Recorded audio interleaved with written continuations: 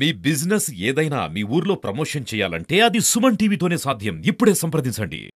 రంజాన్ మాసంలో మత సామరస్యాన్ని కాపాడే తెలుగుదేశం పార్టీ ప్రతినిధిగా రాజంపేట అసెంబ్లీలో ఉండే మైనార్టీ సోదరీమణులకు ఇఫ్తార్ విందు ఇవ్వడం నాకెంతో గర్వకారణంగా ఉంది.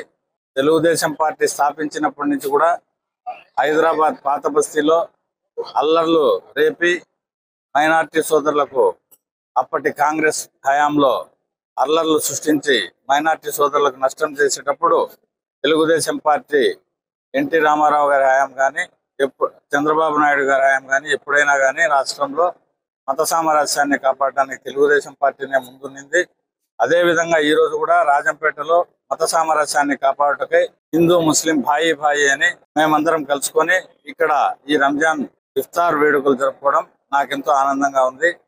ఈ అవకాశం కల్పించిన ముస్లిం సోదరీమణులకందరికీ నేను కృతజ్ఞతలు తెలియజేస్తున్నాను.